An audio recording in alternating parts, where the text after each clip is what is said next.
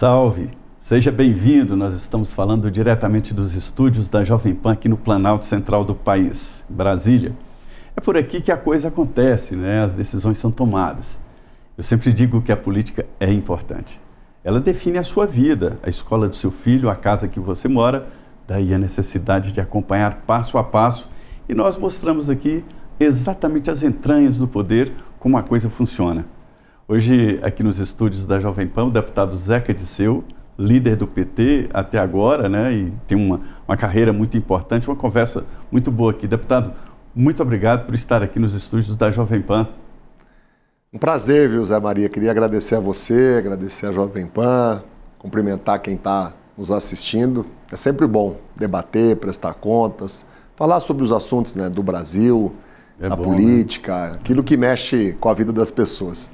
Deputado, já é um tempo suficiente para dar uma avaliada. Hugo Mota chegou na Câmara, né, eleito presidente e com o apoio do PT, e já vê ali algumas mudanças. Uma delas é exigir mais a presença de parlamentares em plenário, né, reduzindo muito a possibilidade de votação e participação de sessão via celular. Isso é bom? Ajuda? Não sei. Eu acho que é uma experiência que está sendo... É uma resposta interessante, né? Está começando agora o processo, né? Está começando agora, acho que ainda é cedo para fazer uma avaliação. Talvez não vá ter muita diferença, né? Eu acredito que a tecnologia ela precisa ser usada. Eu acho que a pandemia acabou nos impondo isso, né? E funcionou bem. Nós não tivemos nenhum tipo de problema, nenhum tipo de prejuízo ao país, nenhuma decisão equivocada foi feita porque a votação foi virtual, foi no aplicativo. A gente precisa entender que o prédio da Câmara é muito grande. Quem já esteve lá, quem conhece, não é a realidade da maioria dos brasileiros, né? Você leva muitas vezes 10, 15, 20 minutos para se deslocar de um lugar para o outro. Não só porque é longe, mas porque naturalmente os deputados vão sendo interrompidos por pessoas, por lideranças, por movimentos, por sindicatos, por entidades, por empresários que estão ali no meio dos corredores, das comissões, dos gabinetes, da própria entrada do plenário. Então, possibilitar votar virtualmente, mas tendo a obrigação da presença física, e sempre foi assim, sempre foi obrigado a presença física, eu acho que é bastante razoável e é suficiente. O presidente, junto com os líderes, com a mesa diretora, quis fazer essa experiência, onde tem que ter a votação física. O que a gente está vendo é um congestionamento de deputados correndo de gabinete, esbarrando um no outro para entrar no plenário. Então eu não vou ainda fazer uma avaliação, porque é muito cedo, mas não acredito que vá trazer algum benefício. É um debate que não é só do Congresso, mas nacional e eu diria até internacional, né, sobre o trabalho remoto. Na Câmara dos Deputados dizem que isso reduz aquela qualidade do parlamento, que é aquele calor ali de chamar num canto e negociar uma emenda, negociar uma votação, e essa votação remota perde mesmo muito disso.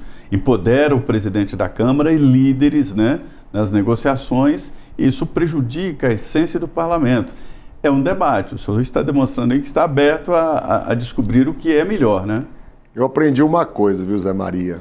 Eu estou já há 15 anos aqui em Brasília, frequentava Brasília ainda garoto, né, quando meu pai, José Dirceu, era deputado federal, então conheço o Congresso há muito tempo. O que torna o debate, né, produtivo, o que mobiliza o debate, não é o formato da votação, é o tema que está sendo votado, é a importância do tema que está sendo discutido. Mesmo com essa facilidade de poder do gabinete ou de uma sala de uma comissão fazer o voto virtual, o que a gente viu nos últimos anos? Quando o assunto era de grande relevância, quando eram assuntos que tocavam a vida da população, vou dar um exemplo do que nós aprovamos agora recentemente, a reforma tributária. Olha que coisa fantástica. Vamos ter um único tributo dual, né? Vai ficar mais barato para as pessoas consumir. Nós zeramos, por exemplo, os impostos da cesta básica, né? Na hora de votar a reforma tributária, o plenário estava cheio. Né? Então, assim, é o tema, é a pauta, é o que está sendo votado, a importância que a população dá para aquilo que mobiliza o plenário. Eu diria que essa reforma tributária foi mesmo uma construção do Congresso Nacional, né? Mas o governo participou, eu destaco aqui o quanto que o ministro Haddad contribuiu, colaborou, até porque em outros governos o governo atrapalhou. Aparecia com ideias mirabolantes, quando estava pronto para votar, queria voltar atrás e mudar determinadas coisas. Os estados muitas vezes atrapalharam também bastante. Eu não acho que é um trabalho só do Congresso. Eu acho que a reforma tributária ela é fruto, claro, de um esforço muito grande do Congresso, de mais de 30 anos. Desde que eu cheguei na Câmara, né, todo início de legislatura, isso era a pauta prioritária de todo mundo. Né, mas teve uma participação do governo e teve uma participação dos estados, que você lembrou. Né? Perfeito. A gente falou aqui sobre a votação online, né? É um sistema Infoleg que é colocado no celular do parlamentar. E ele é que tem que acessar de onde ele estiver, onde tiver internet. Vota, né?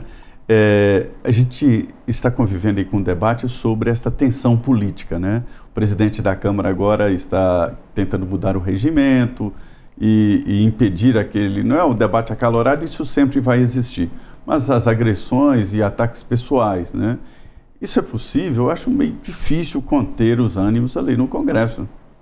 Olha, não está ainda num padrão razoável de excelência, mas melhorou muito, né? Nós mobilizamos forças, né? O presidente Arthur Lira, né, no ano passado, baixou uma medida muito forte, mudou... Quando ele tomou posse, ele fez o alerta. No primeiro dia dele, ele fez o alerta. Ele mudou o regimento, né, e ele estabeleceu que a mesa diretora poderia, por iniciativa própria, encaminhar esses parlamentares, né, que estão lá com insultos, com agressão, com o uso da violência como prática, para o Conselho de Ética de forma direta.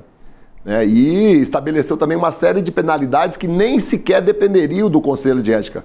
Depois que ele fez isso, mudou muito o clima, mas baixou a temperatura, ele colocou água fria ali com rigor. Claro que foi um trabalho nosso também, que a gente cobrava isso há muito tempo, reivindicava. A política não pode ser feita pautada pelo ódio, pela mentira, pela agressão, pela violência. Infelizmente, uma parte dos bolsonaristas, a parte mais extremada, mais insana, mais inconsequente, quer resolver as coisas na política desse jeito.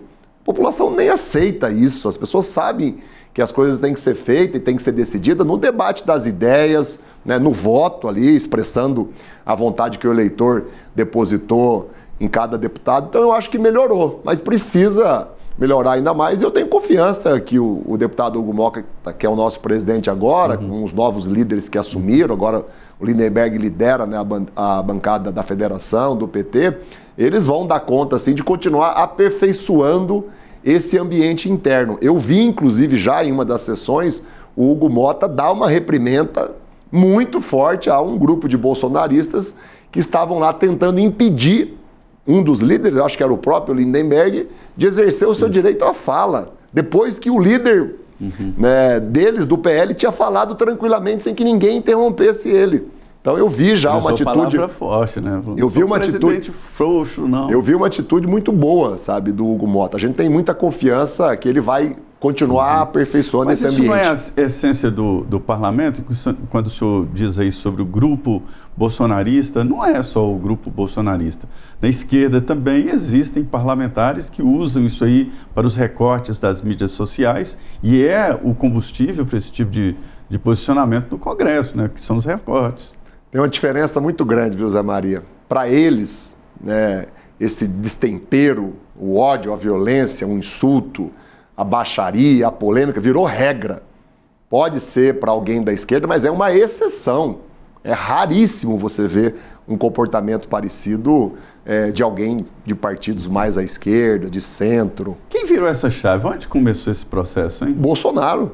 Bolsonaro instituiu o ódio na política brasileira, a violência, a agressão, o uso da arma. Qual líder político importante que ganhou um cargo de destaque, né, se utilizou da arma como símbolo para a luta política no Brasil? Ninguém.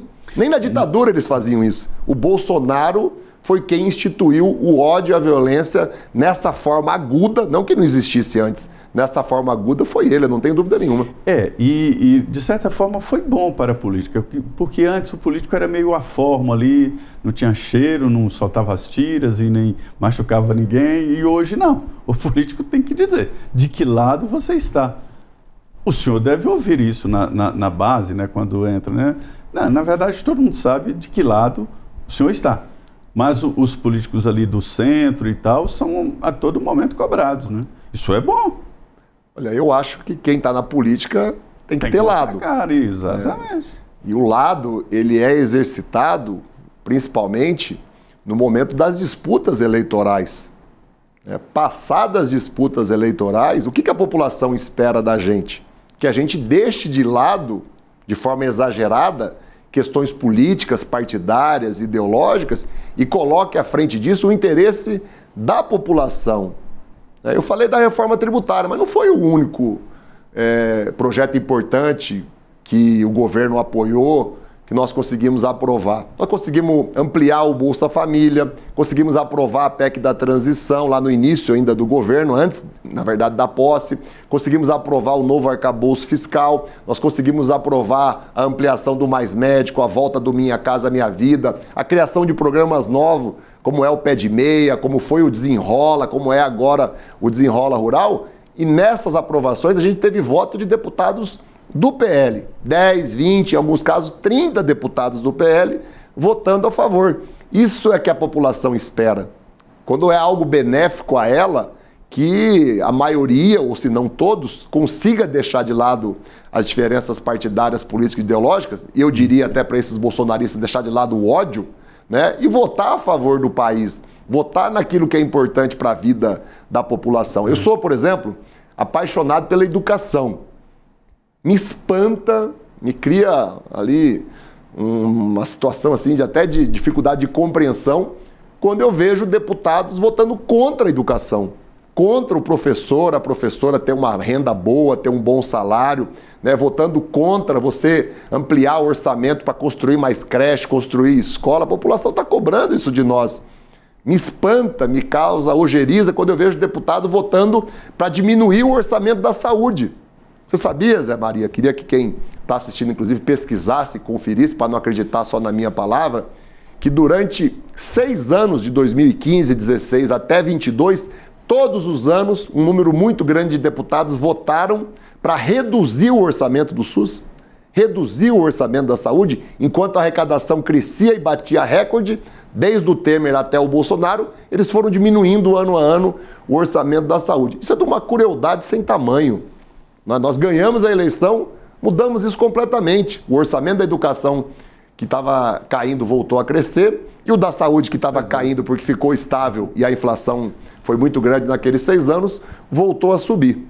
O senhor tocou em 2 pontos importantes, né, e que são questionados. É sobre o engessamento do orçamento e da atividade, né, do governo. É a obrigatoriedade, o fundo, né, obrigatório para a saúde e para a educação. A saúde, o SUS é um dos projetos mais perfeitos do mundo, né? Foi copiado na Constituinte, durante o processo Constituinte da Inglaterra, que lá tem um sistema muito parecido, bem mais elaborado, né? É um sistema caro, né? O SUS é caro. O SUS atende a todos, sem carteirinha, sem nada. Um indígena, estrangeiro, quem chegar no SUS tem que ser atendido, né? É um sistema caro e por isso demanda um orçamento muito grande. E a saúde a educação da mesma forma. O grande debate, eu disse, não é contra a educação, mas visões sobre a educação. Vamos lá, primeiro, a educação. Eu vi um estudo do IPEA que mostra que escolas, por exemplo, o Ceará tem lá escolas que, em nível de entrega, né, de resultado, de qualidade do aluno, igual a escolas particulares no Rio e em São Paulo. E lá tem um método, lá tem um comprometimento e tal. Não é só dinheiro, né? Não é só, é preciso o verbo, mas não é só, é tema de gestão. Eu penso assim, Zé Maria. Já foi prefeito, sabe disso. É natural que se tenha vertentes, visões diferentes de como entregar qualidade, amplitude de educação e saúde à população. Vamos respeitar isso. Tem diferenças, elas são respeitáveis. Agora, em qualquer uma das hipóteses, não dá para fazer sem dinheiro. Não é razoável que você passe 6 anos diminuindo o orçamento da educação. Não é razoável que você deixe o orçamento da saúde 6 anos congelado, num período em que a arrecadação batia recorde, crescia ano a ano. O que eu tenho comigo? O político top, o político diferenciado, o político de fato que gosta do povo, né, ele não trata a saúde e a educação dessa maneira, né, cumprindo só os aspectos legais, a obrigação constitucional, do quanto tem que ser investido. E eu estou falando isso tendo sido prefeito 2 vezes da minha cidade lá no Paraná. O prefeito é que Cruzeiro pega do Oeste. Então, o que eu estou falando aqui, eu já fiz na prática. Eu, todos os anos, como prefeito, aumentei o orçamento da educação, aumentei da saúde e todos os anos eu investi mais do que era obrigatório. Então, o político top, o político que gosta do povo, o político que é diferenciado, o gestor, ele faz isso. O que a gente viu foi deputados e deputadas, senadores e senadoras e os gestores, na época o Temer e o Bolsonaro, né, fazendo uma política, né, de destruir 2 áreas que são estratégicas para a vida das pessoas. Então eu acho que a população precisa saber disso, até para entender a importância do que nós estamos construindo hoje. Né? Nós vamos deixar o Brasil voltar a esse período em que o orçamento da educação era destruído ano a ano, enquanto a arrecadação crescia. Nós vamos voltar àquele período, né, em que o orçamento da saúde ficava congelado. Eu sou muito otimista quanto à reeleição do presidente Lula, não é só pelas características dele, pela capacidade, é porque o governo mudou. Ele vai ser candidato? Sim, o presidente Lula é candidato à reeleição, sempre foi. Quem que governa que não quer ser reeleito? Eu não conheço ninguém, viu? Se alguém conhece, me apresente aí, né? O João Dória, né, nem candidatou à reeleição, né? Quem governa tem muito poder. O senhor tocou num ponto muito importante, a educação e saúde, mas existem, assim, nuances sobre essas gestões.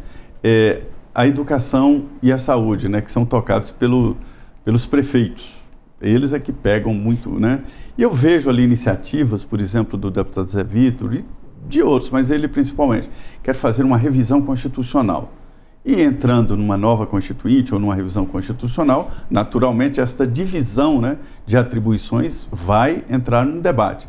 Você acha que hoje está equilibrado? O município tem as verbas e as obrigações naturais e equilibradas? Eu sou suspeito, né? Porque eu sou deputado federal, mas eu tenho sangue de prefeito. Exatamente. Então, eu defendo. Lugar de fala. Eu sou municipalista, né? Eu acho que a gente tem que, de tempo em tempo, ir dando mais recursos, mais condições a reclamação aos geral, municípios. Né? E o presidente Lula fez isso. O presidente Lula foi o primeiro presidente da história a ampliar o FPM, o Fundo de Participação do Município. A cada marcha, a cada 2, 3 anos, ele aumentava os repasses. E está fazendo isso agora, inclusive, também nesse governo. Os prefeitos chegavam aqui em Brasília e eram recebidos com polícia, com cachorro, bomba de gás lacrimogênio. O Lula foi o primeiro prefeito a ir lá na marcha da Confederação Nacional dos Municípios, que sempre é muito crítica, é muito ácida, né, com quem está governando, mas ele foi lá, muitas vezes teve vaia, ele enfrentou isso com respeito, com dignidade e criou um pacto. O pacto federativo não está pronto ainda, concordo com você, ele tem que ir sendo melhorado, a relação com os estados, né, com os municípios. Olha essa questão do ICMS agora da comida. Né, mostra uma dificuldade aí do Pacto Federativo. O governo federal já há muito tempo tinha aberto mão dos impostos da cesta básica. Nós aprovamos isso no Congresso. Aprovamos agora na reforma tributária de novo. O governo agora abre mão dos impostos para importar alimentos que estão ficando muito caros aqui no Brasil. Mas por que os governadores não fazem o mesmo? Por que os governadores também não diminuem, não zeram em alguns casos alguns já o ICMS? Isso. Os do PT estão fazendo. Por isso que eu falo que é onde o PT governa dá certo. Né? O governador do Piauí, né, o Fonteles, ele já fez isso. Foi o primeiro, já saiu imediatamente. Né? No Paraná isso já tinha acontecido há muito tempo atrás. Começou ali na época do Requião, eu acho que o Beto Richa ou manteve ou acrescentou algo a mais, o Ratinho a mesma coisa. Então como é que o Paraná consegue, como é que o Piauí consegue, 2 estados bem distintos, e os demais não conseguem. Então eu acho que o Pacto Federativo ele tem que estar sempre em debate. E o cidadão, por isso que eu acho bom você ter tocado nesse assunto, ele tem que compreender isso. A questão da segurança pública, por exemplo. Né? A população, muitas vezes, por falta de informação, acaba entendendo que isso é uma responsabilidade do presidente da República. E não é. É dos estados, que é quem tem o orçamento, que é quem tem as polícias. Claro que quem governa, o presidente da República, precisa também participar, incidir. Quando o ministro Lewandowski, o governo do presidente Lula, apresenta uma PEC da segurança pública, é porque a gente não está lavando as mãos. apesar de não ser uma atribuição da União, nós estamos buscando dar uma contribuição para melhorar o ambiente, para pactuar metas e aí colocar dinheiro em quem de fato topar cumprir aquele tipo de política pública que está na PEC, que eu defendo que inclusive o Congresso dê mais atenção. Deputado, a pauta de votação do Congresso é muito importante, porque através da pauta é que se sabe uma linha ali de votação. E um debate muito tenso ali é sobre a anistia. Anistia aos condenados pelos atos do dia 8 de janeiro, né? São famílias que foram condenadas, e pais de famílias que estavam na porta de quartel, outros com um envolvimento maior ou menor, mas enfim, existe um projeto de tentar anistiar essas pessoas. Mas me dizem ali deputados de que, na verdade, estão mirando o Bolsonaro, né? O ex-presidente Jair Bolsonaro. Esse projeto da anistia anda lá? O senhor acha que ele tem futuro? Não vai ter anistia. Eles estão desesperados, né? Essa parte dos deputados bolsonaristas ali mais fanáticos, mais apaixonados, os filhos do Bolsonaro. Desesperados por quê? Porque eles sabem que o Bolsonaro vai ser preso. É uma questão só de tempo, de dar o direito à defesa, de ter o trâmite legal. Por que ele vai ser preso? Porque tem provas consistentes que ele cometeu um crime absurdo. Eles estavam dando execução a um golpe, que não era só um golpe de Estado para voltar à ditadura militar, para tirar do eleitor o direito ao voto, de escolher o seu próprio destino.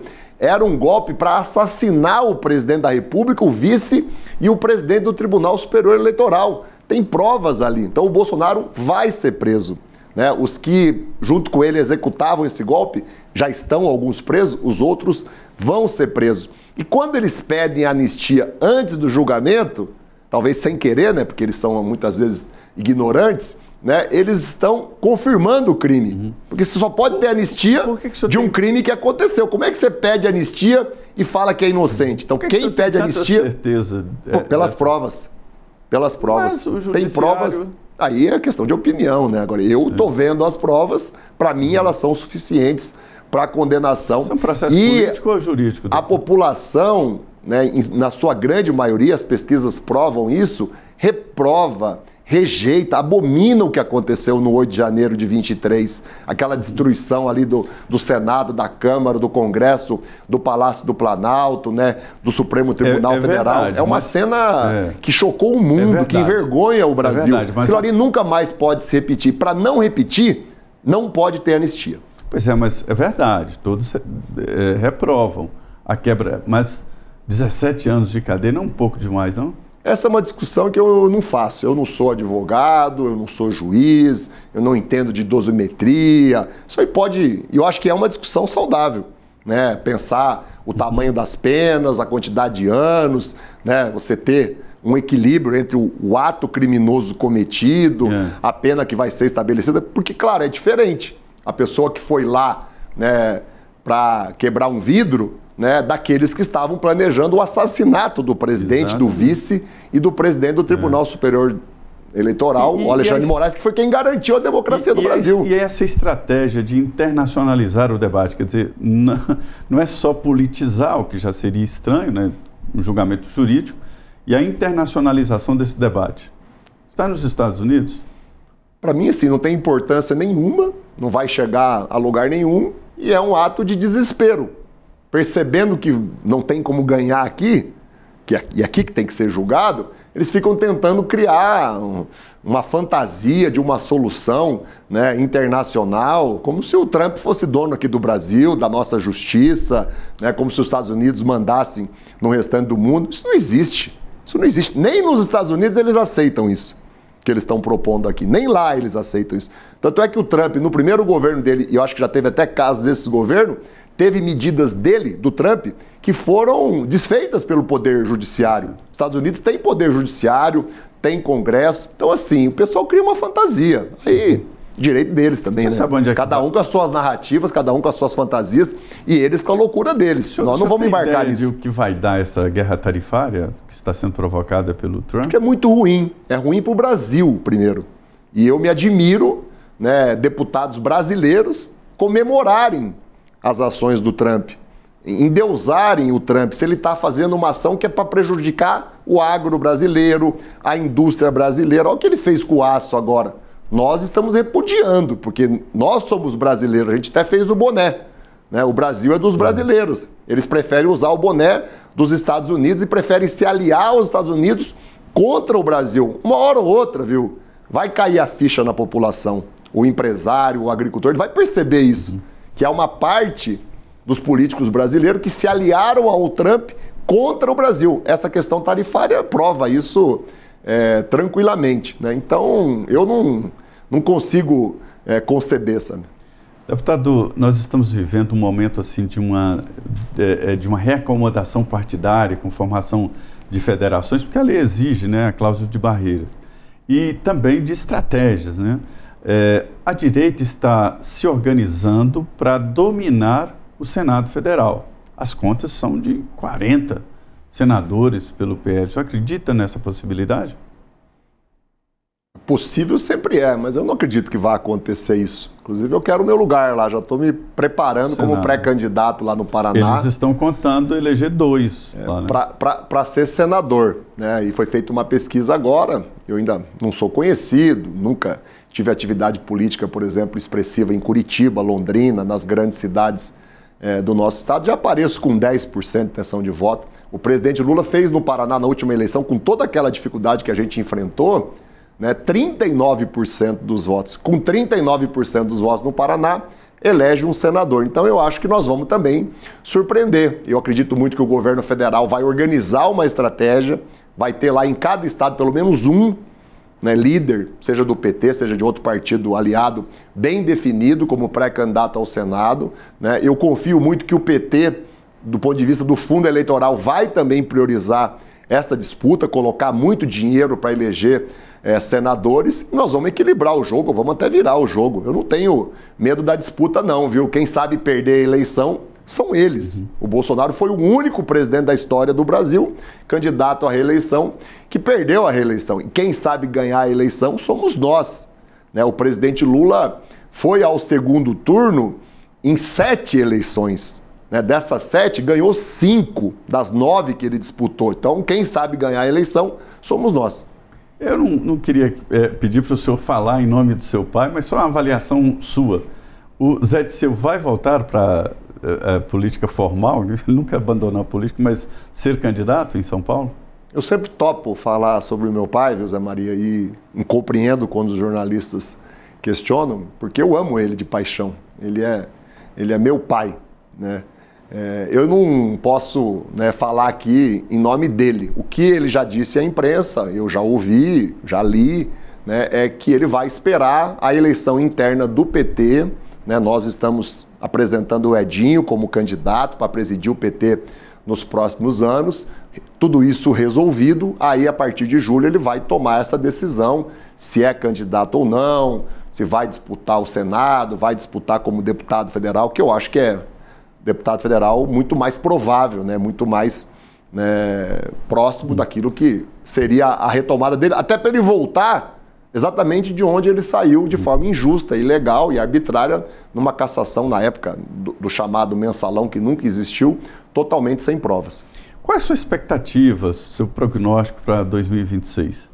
Eu estou preocupado, eu acho que o cenário hoje é de dificuldade, a população demonstra uma insatisfação grande. Está evidente que a insatisfação é por 2 coisas muito pontuais, a inflação dos alimentos e a alta taxa de juros. Cabe a nós, primeiro, cada vez mais esclarecer por que a taxa de juros está tão alta. Nós votamos contra, eu votei contra a independência do Banco Central. E essa independência que o Bolsonaro defende, que o Temer defende, que uma parte da direita do centro defende, ela foi muito prejudicial ao Brasil. O empresário está sentindo agora, o agricultor está sentindo agora, o povo do agro está sentindo o que é ter uma taxa Selic de 13%, porque isso lá na ponta reflete muito mais. Tem gente pagando 100% ao ano, 200% ao ano. O cidadão que está endividado no cartão do crédito, ele sabe o que é todo mês chegar lá a taxa de juros e ele tem que pagar um valor 300% ao ano, 200% ao ano de juros. Não existe nada parecido no mundo. Isso prova que não está razoável. Então nós temos que esclarecer e explicar isso e continuar combatendo, continuar exigindo, questionando, sensibilizando, convencendo o Banco Central a adotar um outro rumo para controlar a inflação, né? E a inflação, aí sim, cabe ao governo uma série de providências. Agora, é claro, ela não é uma inflação que só existe no Brasil, ela está quase que mundial. A inflação dos alimentos está grave nos Estados Unidos, está grave na Europa, e a gente não controla ela sozinho, só por iniciativa do governo. Depende do agricultor querer produzir comida e vender aqui, não exportar tudo. Depende das políticas de crédito, que aí sim cabe ao governo, e eu vejo que o Banco do Brasil e o governo vai mudar o Plano Safra. O Plano Safra, ele precisa e vai, né, privilegiar, dar muita facilidade para quem topar produzir comida para vender aqui. Tá certo isso? E vai privilegiar quem planta batata, mandioca, arroz, feijão, café, quem produz leite, porque é o que a gente consome, fruta, verduras, é o que a gente consome na nossa mesa. A Conab foi destruída e você não reconstrói uma companhia de abastecimento, de estoque de alimentos para regular preço do dia para a noite. Ontem eu conversava com o Edgar, que é o presidente da Conab. Nos primeiros anos eu vi ele muito desanimado, agora já está animado. A Conab tem orçamento, tem equipe, retomou os programas. O Brasil vai voltar a ter estoque de alimentos. Não foi o Lula que acabou com o estoque de alimentos para regular preço, foi o Temer e o Bolsonaro que destruíram a Conab. Às vezes a população não sabe disso, então a minha expectativa é essa. O governo vai fazer entregas melhores nessa questão da inflação, nós vamos vencer essa luta contra a taxa de juros, e o Brasil, que já está crescendo, já está gerando emprego, já está melhorando a renda, tem programas sociais, educação, saúde, Minha Casa Minha Vida, Mais Médico, ele vai dar um salto esse ano muito maior do que foi os 2 primeiros anos, e quando chegar em 26, o país vai estar para frente, positivo, bombando, nós vamos ter melhorado o ambiente político, a eleição do Davi Alcolumbre e do Hugo Mota sinaliza isso, eles precisaram do PT, reconhecem a importância do nosso apoio, tem uma sintonia boa agora com o governo federal, então eu estou preocupado nesse momento, acho que exige atitudes nossas no Congresso, do partido, do governo, mas estou otimista como nós vamos chegar em 2026. E como eu falei, o Lula sabe ganhar a eleição. E não é uma opinião, a história provou isso, é só olhar os números. De 9 eleições, ganhamos 5 e disputamos o segundo turno em outras 2, que foi 89 e 94, né? Muito bem, uma conversa franca, aberta aqui com o deputado Zeca Disseu, né? Queria agradecer o deputado por estar aqui nos estúdios da Jovem Pan. E é isso, a política é assim, né? Trazemos até você todas as ideias para que você tire exatamente a sua ideia sobre a política e o mundo. É isso aí, muito obrigado.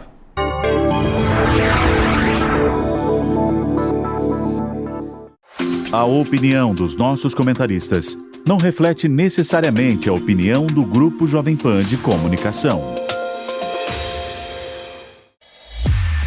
Realização Jovem Pan News.